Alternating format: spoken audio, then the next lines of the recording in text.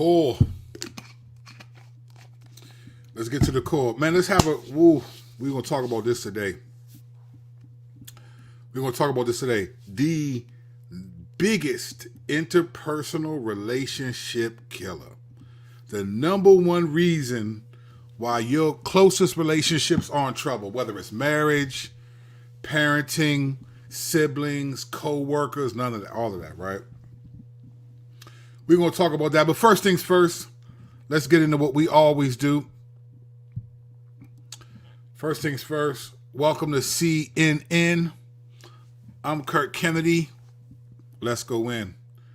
Don't forget to go to kirkkennedy.com right here, right there. Go there. You get your fit for eternity. You want to be fit for eternity? Go to kirkkennedy.com.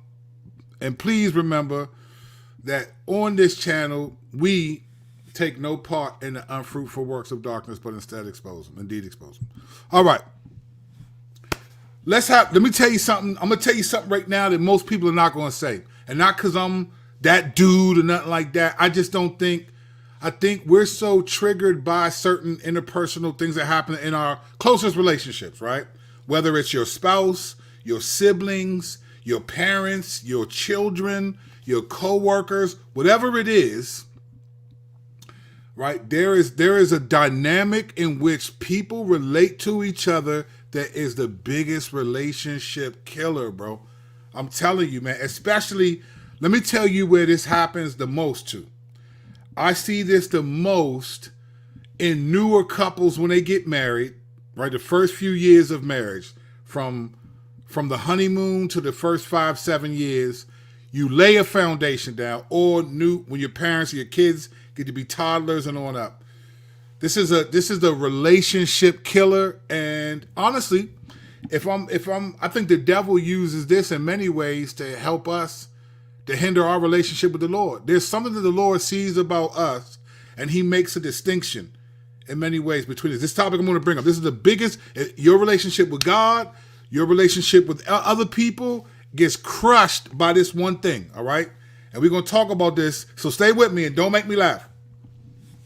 I'm telling you, this is the real right here. Here's the number one reason your relationships are in trouble, whether it's your spouse, children, all except maybe your pets, but I think even your pets feel your relationship with God. Let me tell you what this is. Nobody's talking about this, all right? Nobody's talking about it. Let me tell you why no one's talking about it, why it's the biggest relationship killer, because we don't really think on these terms. We don't always separate the things that happen when we have difficulties with people, right? All right, so what is this number one thing? Let me stop leaving you in suspense. The number one reason why your relationship with God, but primarily your relationship with people is in trouble is this right here. It's habitual versus intentional. It's not knowing the difference between habitual sins and intentional sins. Now, God knows the difference between these, right? He knows them. But we don't understand this concept. We do not understand this concept. And let me tell you why this joint kills relationships, especially all interpersonal relationships, but marriages get crushed by this joint, all right? So let me give it to you. Let me give you a scenario. This is a common scenario for me as a pastor and a counselor. Even in my own marriage, this has happened a ton, right? This is a common scenario. So let me give you a common scenario. I'm sitting down with a couple who was having a lot of conflict, all right? We talked through some things. I helped them sort out what the deeper issues are, right? Whenever there's anger and a conflict, you got to always go to James 4. You got to go to James 4, 1 and 2, right? Because we always blame our conflicts on the other person. You make me so angry. Will you? No. God says, what causes quarrels and fights among you? Is it not this? Your passions are at war with you, right? You desire and do not have, so you murder, right? So God is saying when you're in a conflict with a person and your desire, something you want, is you're not getting, and it's causing this anger, right? So you go to James 4. So I take the couple to James 4. We talk through it, try to figure out what is it that you want that you're not getting what's happening, right? And they feel like, okay, they leave the session. They text me, Pastor Kurt, thank you. We had a great conversation. We shared some things that we never shared before. Thank you. Okay? Sweet. Good job, Pastor Kurt. And a week later, I get a text. Boom. Hey, man, really struggling. Same issue, same thing. What's happening? What's happening? How do we go from great time, I get it, thank you, Pastor Kurt, to same issue, same struggling, can we meet again on Thursday? Of course I'm going to meet with you because I love you and I'm going to help you. But what's the real problem? It's this. Most people don't talk about or understand the difference between habitual sins and intentional sins. All right? So let's talk about what habitual is first and foremost, all right? Let's look at habitual. Here's a dictionary definition of habitual, all right? It's this. Of the nature of a habit, all right? Fixed by or resulting from habit. Having developed a specified character through force of habit, all right? This is important because we are creatures of habit. God doesn't use the word habit a lot in the Bible. In fact, in the translation that I use, the ESV, I only see the word habit happening one time, which is in this verse right here. Not neglecting to meet together, as is the habit of some, right? But encouraging one another, you don't get that. But what you do see is verses like this. But you see a verse like Proverbs 26:11. Like a dog that returns to his vomit is a fool that repeats his folly. This is talking about habit. This is habitual. This is a habitual thing, returning to your vomit, repeating your folly. It's habitual, right? So the biggest relationship killer, I guarantee you, in your marriage, if you're watching live or later, or with your children, I promise you, if you sit down and think about what I'm about to say and break out, you'll realize, wow, this might be the issue. This might be why we're not getting along. And this could be why I don't understand God's grace towards me and how this happens, right? So you got habitual versus habit. So habit is a fixed result of something resulting from a habit. But what does intentional mean? Intentional is something different. Intentional is done with intention or purpose. Intended, right? It's done, a person meant to do this. They intended to do this. They wanted this to happen. Where a habit is, well, this is a result from a habit. Something I've done and done and done, all right? This is a result of a habit. So why is this the biggest relationship killer in your life right now? It has been in my life in different times. Let me tell you why. Especially if you're a believer. If you are a believer and the person you're thinking about, it doesn't have to be believer. If you're not a Christian, it still applies. You would just take the word sin off because you don't think in categories of sin, right? We do as believers, right? So if it's a Christian, and say your spouse, says you're married and your spouse is a Christian, or your sibling, you grew up with a sibling, you're Christians. And you get on each other's nerves, you have a conversation and you talk through it and you have a great conversation. I mean, some watershed moment. You say things that you never shared before. You understand each other a little bit better. You work through it, all of it. Fantastic. And then a couple days later, a week later, bam, same thing. What happens? This. Let me tell you why. Because we don't understand the difference between habitual and intentional, we tend to think that people who repeat things to us, who do things, who sin against us, after we talked about it with them that we didn't like this, we tend to think, well, this is intentional. They don't care. They're doing this intentionally. And when I think someone is trying to hurt me intentionally, that's a real challenge. Like, it's hard for me. Let's be clear. We want to honor the Lord. We love the Lord, but we're human beings, right? If somebody is intentionally trying to hurt me, family member, coworker, I don't care who it is going to take way more effort to love them the way that God says and react the way God says. Because I'm not going to be a doormat. None of us want to be doormats, right? We don't want to be walked all over. We don't want that. So if you intentionally are hurting me, then I'm going to react with some form of anger, whatever it is. I'm going to defend myself. We're going to defend ourselves against intentional sins against us. But here's the problem, and this is what I mean. Here's the problem. Most of the sins that you do to your spouse or your spouse does to you or your children or your sibling, most of them are not intentional. They're habitual. They're not intentional. They're habits. Our reactions are habitual. They're not often intentional. But if I think someone's trying to intentionally hurt me, then I'm offended. There's not grace for that. It's harder to access grace. But we forget that, you know what? We are creatures of habit. We're creatures of habit. We have to do things by practice. We have to do things by habit. This is why the Bible says stuff like this. Romans 12:2, right? It says this.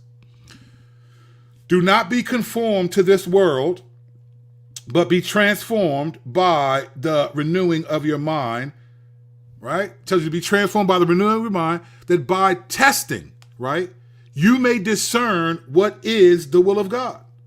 By testing, right? You know what that's saying? We don't talk like that. I'm testing. You know what that means? By habit. By testing over and over again, thinking and figuring out what is the will of God, right? That's what we're doing. And that's the problem. I'm sorry, I'm doing two things at once right now because I'm not gifted, even though I'm not pulling it off that well. All right? We're not doing things by testing. We're doing things often by instinct. A lot of times we react in instinct and habit, and we don't think about the habitual nature. We don't realize this isn't intentional, right? So you know when someone says, well, I didn't mean to do it, oftentimes they didn't. They didn't mean to intentionally hurt you. They're reacting out of habit. The Bible understands that we're habitual creatures, and so God tells us, okay, we got to renew our mind, we got to do this, right? So you get another verse like this, powerful verse. But solid food is for the mature, for those who have their powers of discernment trained by constant practice to distinguish good from evil. Trained by constant practice. It means we're creating new habits of distinguishing between good and evil. This is what it means. Here's the problem. Many of us forget that we're creatures of habit. We treat each other like we're creatures of intentionality. So when someone sins against me, it's almost always intentional. It's not habitual. And you know what? That's how we sin against the Lord. We sin against the Lord in that way. Some things we just do out of habit. This is why the Bible tells us to renew our mind, to put to death this, to put off this and put on this, because we're creatures of habit. And God has grace towards us because sometimes it's not intentional. Like there are times we give into sin because it's a habit. It's a force of habit. I have trained myself to give in to lust. I'm using an example. I'm not saying this. But I've trained myself to give in to lust and pornography. And so when I'm tempted to do it, it's hard to resist it. It's not intentional. And the struggle within me is because I don't want to do it. It's not when I wasn't a Christian, man, there were things that were just intentional. Getting high, having sex, getting into some drama. That was intentional. Right? But then I created the habit of doing that intentionally. And then all of a sudden, now as a believer, I don't want to do this, but there's a habit. There's a habit that I do. Romans 7 says this. This is a famous passage that people think is describing the Christian life, and maybe, but he says this. I'm just going to read it. So I find it to be a law that when I want to do right, evil is close at hand. For I delight in the law of God, right? That's my intention, in my inner being. But I see in my members another law waging war, the law of mine, and making me captive to the law of sin that dwells in my members. There's a habitual habit to sin. Sometimes it's not even, I don't necessarily want to, it's not even no one who's a genuine Christian wakes up and is like, man, I can't wait to sin against the Lord today. Man, I can't wait. If you are, you're not a genuine Christian. You just don't care about the Lord. Most of us want to honor the Lord, and we're disappointed because our intentions may be to honor the Lord, but our actions do not. What's happening? Why are we doing this? Why are we keep fighting in our marriage over this stuff after we have these conversations? It's because we don't have patience for changing habits. So we think it's intentional. I tell this to people all the time. You have to have obedient stamina, especially when you're in a personal relationship, especially something like marriage. You have to have obedient stamina. Like you have to be patient with the obedience of your spouse and of yourself, because you have to renew your mind and create new habits. This is why many Christians are not mature. Why many of us don't get to maturity, because we don't want to create new habits. We want to just be zapped. And so that it just doesn't work that way. We are created by God to be habitual. If we keep doing this, this is going to keep happening. So what God says is, no. Put to death this, right? Stop this habit and replace it with this habit. Stop thinking this way and replace it with this habit. And if you do it because you're a habitual being, the habits will change and the actions will change. But the problem is we're so used to thinking that we had a great conversation. I told you this bothers me. You agreed, you understood, and then we think that means you're never, ever, ever, ever, ever, ever, ever, ever, ever, ever, ever, ever, ever, ever, ever, ever, ever going to do it again. And when you do it, you did it because it's intentional. Could be, but most times it's not. I sit in front of couples all the time who love each other, but they don't get the fact that you're doing this out of habit. You haven't sown to new habits. You haven't created new habits of thinking and acting in this area, so you react that way. That's the real issue. This is the number one killer of all interpersonal relationships. It's not understanding the difference between habitual and intentional. We think everything's intentional. We talked about it. They know that this bothers me and they did it again. They did it because it's a formed habit. I love this definition. Look at the habitual again. Look at the end of it. It says, having developed a specified character through force of habit. Right? We've done things for so long that we have to learn how to undo them. And we don't always put in the work equally to all areas to create new habits. Right? So there's a force of habit. There are things that we do because this is how I think and this is how I act. When I think this way, I act this way. This is what happens with stuff like lust and pornography. This is what happens. This is what happens with like bitterness. It's like, okay, I think if I struggle with lust, the habit is I give into it. I don't think like I have to recreate a new thought to go against that thought. I have to resist. Like when the Bible says resist the devil and he will flee from you, God wasn't joking. All right. This is the greatest killer. This is it. I've seen many people just not know. You have to know the difference between habitual and intentional. Oftentimes you are dealing with and you're doing something out of habit and you need to be patient because when it's intentional, you take it personal. You take it personal. Well, shoot, you take it personal when it's habitual, but it's largely because you think it's intentional. I think there would be so much grace for change in interpersonal relationships among believers if there was this understanding that, okay, this isn't intentional. So let me give you a suggestion, right? I don't know the state of your interpersonal relationship, whatever that is, and this could be challenging for you to do this, but let me give you a suggestion of something you should say. Just humble yourself and say, hey, when you did this or said this, it felt like you intentionally meant to hurt me. That's how I'm processing it. Is that why you said or did that? I bet you most times they'll say, no, that's not why I said or did it. I just was angry and I reacted or something like that. Ask for clarity. Now, if they say, I intentionally did, I wanted to say that to you. Okay, then now you have to have a different conversation. But a lot of this is we think habits are intentional and sometimes they're just reactional. If I've trained, I was a gangster when I was in the street. I was a gangster. Gun, drugs, been locked up, shot at, shot back, all of it, right? I had to create new habits of thinking so that I don't react like a gangster when I'm in situations. Now, I jokingly say that I got an ex-gangster that lives in the basement of my body, and then every once in a while, he knocks on the door and asks me, can he come out and get some water or something? Can I use the bathroom? And I say, no, I ain't letting you out. Because if I let you out, then you're going to cause damage. I had to create new habits of thinking and acting when certain situations happen so that I could put on grace and put on patience and put on mercy, put on forgiveness, rather than putting on anger, wrath, and clown. I had to put those off. But it requires practice, right? It requires practice. Many of us don't want to practice. So it's easier to say, this is intentional, so then I feel justified in my sin back. No.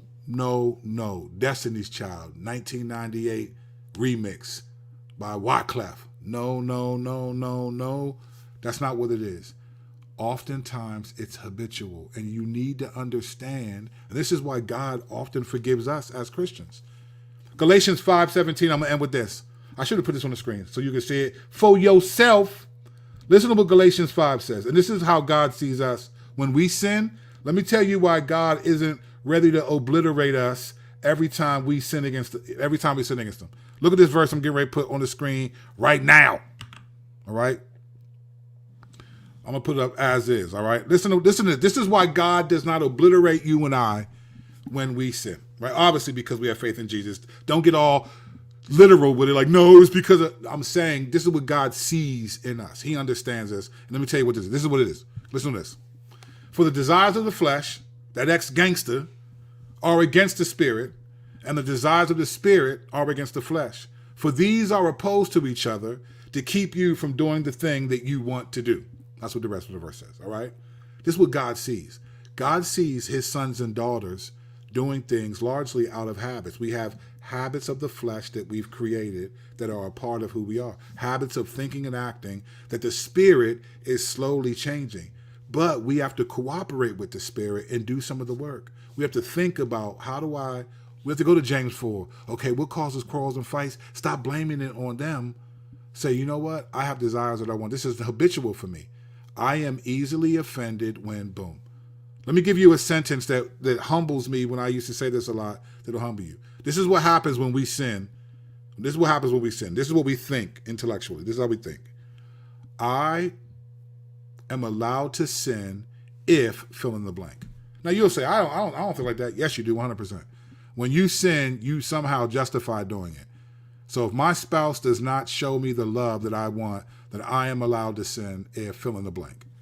So sometimes I'll ask a question like, so do you feel like you're allowed to sin against your spouse or your child or whatever when they do this? Like what verse do you feel like you get that from? I'll ask that question because that's how we react. Because we think it's intentional. It's not, it's habitual. There's patience and grace for habits. When it's intentional, there's patience and grace for that too, but that's a different conversation. God sees his children and knows, man, we're sinning out of habit. Most of it is not intentional. Even though you could say, well, every sin is intentional. Yeah, but there are times we don't wake up like, man, I can't wait to. But there were times I'd be like, hey, it's Friday. I'm trying to get smacked tonight. Trying to pick up some bras, just whatever. That was intentional. Now, some of those things are habitual. No, not the things I just said. I don't get smacked. I don't get high anymore. I don't go pick up bras. But there are things that are habitual. Learn the difference. Learn the difference. Because you can have grace for someone who you need time, all of us, to create new habits. It's not always intentional. Stop getting so easily offended. There's grace for that, all right? Hope this works for you. I'm telling you, if you're married and you're beefing, have a conversation and watch how you realize, wow, I just think it's intentional because we talked about it. We both agreed that we knew and then I did it again. Man, most people aren't trying to hurt their spouse. They just do things out of habit. And we need to take intentionality, time to create new habits. And if we both know we're creating new habits together, man, we can change our relationships. All right. Just wanted to give y'all a little bit of that. Try to save a couple of y'all from choking each other out. I don't want to see the news and be like, one of Kirk Kennedy's subscribers choked each other out. I don't want to see it. All right. Like and subscribe to the channel. Stop playing with me, man. I'm giving y'all nothing but I'm giving y'all fortune cookies right here. This is fortune cookies right here. All right. See y'all.